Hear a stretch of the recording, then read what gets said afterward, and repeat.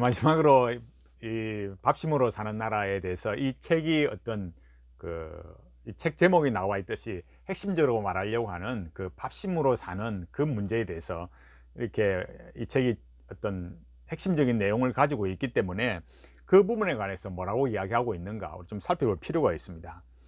그래서 여기 이제 여기 12장인데 11장부터 이렇게 밥심으로 사는 나라 나오고 있고, 이는 12장은 두 번째 파트입니다.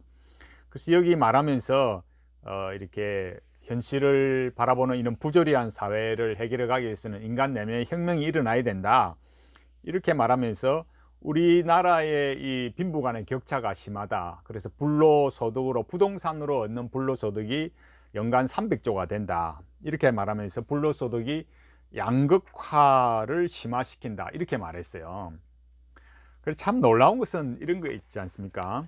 46페이지에 보면 우리 아버지 두 번째 설교에 보면은 3장인데 아내의 간절한 기도에 보면, 그래서 사모님께서 이제 아들이 미국에서 취직하는 문제를 두고 이렇게 기도를 하더니, 그래서 이제 기도를 하더니 이렇게 말하면서 기도가 응답되었다, 이렇게 말하면서 또 교회 온라인 채팅방에도 계속 기도 요청을 하고 이렇게 했어요. 제가 알기로는 또 페이스북에도 이렇게 기도 요청을 올린 걸로 제가 기억을 하고 있습니다. 근데 이렇게 말하면서 여러분 잘 생각해 보십시오. 여기 뭐라고 그랬냐면은 불로소득이 양극화를 시킨다, 이렇게 했지 않습니까? 사모님의 기도의 내용이 무엇이었습니까? 한국에서 공부하는 것도 아니고 미국에서 유학하는 겁니다. 그러면 미국의 유학비는 적게 듭니까, 여러분? 여러분 생각해 보십시오. 또 교회의 이런 것들을 생각하면 교수님의 그런 자녀들처럼 그렇게 여기 46페이지에 나오는 것처럼 이렇게 아들의 취직 문제, 그렇게 미국에서 유학하고 취직하고 이렇게 못하는 사람들은 그럼 또 뭐냐 이거죠. 제가 말하고 싶은 것은,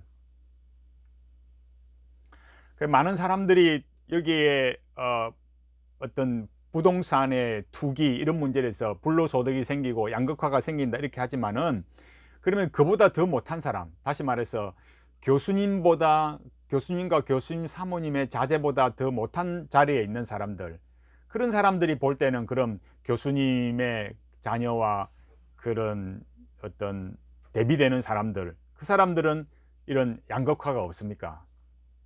제가 이런 걸 이야기하고 싶은 거죠. 유학 못 간 사람, 미국에 취직 못한 사람, 또 그런 사람들이 그런 교수님의 자제분과 생각해서 그보다 더 못한 사람들은 그럼 양극화가 없습니까? 그러니까 우리가 이런 점들에 대해서 참 좀 생각을 하게 된다라는 거죠. 그리고 203페이지에 와서는 이렇게 제가 여기 말씀드리고 싶은 것은 이게 밥상 공동체, 이런 제목을 해놓은 거예요. 근데 놀라운 것은 이렇게 사회 변혁을 일으키기 위해서 최선을 다해야 된다 말해놓고, 이 밥상 공동체라는 이 소제목에 이렇게 와서 설교의 내용에 와서 이렇게 말해버리는 거예요. 일용할 양식은 궁극적으로 영원한 양식과 긴밀하게 연결되어 있습니다. 그러면서 결국 일용할 양식은 진정한 밥인 예수님께로 우리를 인도합니다, 이렇게 해버렸어요. 그러니까 이 사회의 이런 부조리의 문제를 관해서 말하면서 거기에 대해서 기독교적인 응답이 없는 거예요. 그냥 일용할 양식이 예수님께로 인도한다. 그러니까 하늘에서 갑자기 그냥 땅으로 그냥 막 내리꽂히든지 아니면은 땅에서 하늘이 바로 가든지, 너무 이런 격차가 갑작스럽게 일어나 버리는 거예요. 그래서 우리가 이런 부분들에 대해서 세상의 부조리에 대해서 예수님이 뭐라고 말씀하셨는가, 거기에 대한 내용이 없는 거죠. 그럼 뭐가 나오느냐? 오병이어의 기적을 말하면서 이렇게 주기도의 중심이 밥이듯이 교회의 중심도 밥입니다. 하나님 나라의 백성들은 식탁의 교제를 통해서 그리스도 안에서 하나님의 나라를 누리고 장차 완성될 그 나라를 함께 바라보는 사람들입니다.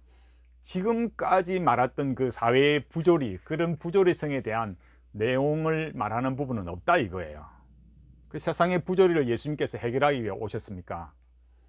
그러니까 내가 입장에서 볼 때는 저 돈 많고 부동산하고 그런 사람들을 역시 그렇지 않은 사람들, 그렇게 부동산으로 불로소득을 가지지 못하는 사람들을 역시 양극화가 일어나는 거고, 교수님이나 교수님의 자제분이 가지고 있는 그런 혜택들을 생각하면 그것보다 또 못하는 사람들이 보면 또 양극화가 일어나는 거죠. 이 문제에 대해서는 뭐 어떻게 생각하시는지 모르겠습니다.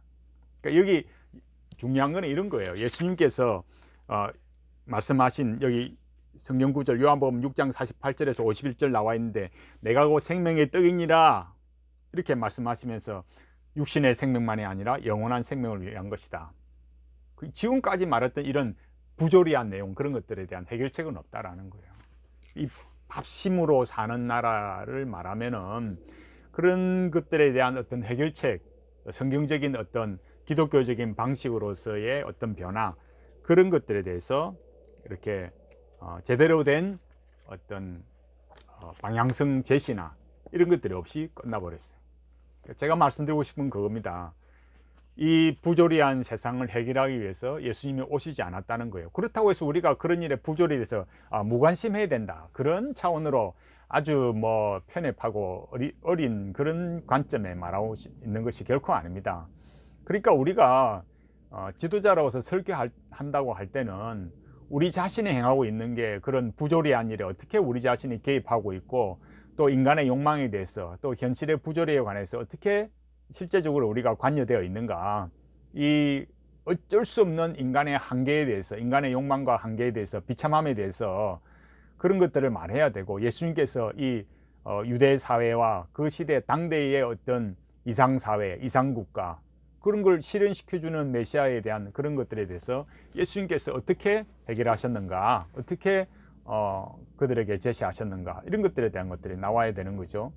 그래서 우리가 이런 것들을 생각할 때 이 밥심으로 사는 나라의 이 관점을, 제가 이제 마지막으로 이렇게 말씀드리고 싶은 것은, 이런 미로슬라브 볼프나 칼바르트나 유진 피터슨이나 또 그런 사람들을 인용했다는 게 참 신학적으로 우려스럽고, 그리고 그 내용에 있어서도 그 세상의 부조리에 대해서 말하지만, 그러나 실제적으로 그런 부조리에 대한 해결책에 대한 방향성이나 어떤 내용은 없다, 이런 점들에 대해서 어떤 좀 우리가 기독교인으로 살아갈 내용들에 대해서는 구체적으로 말한 것이 없다, 제대로 된 그런 내용은 없다라는 거예요.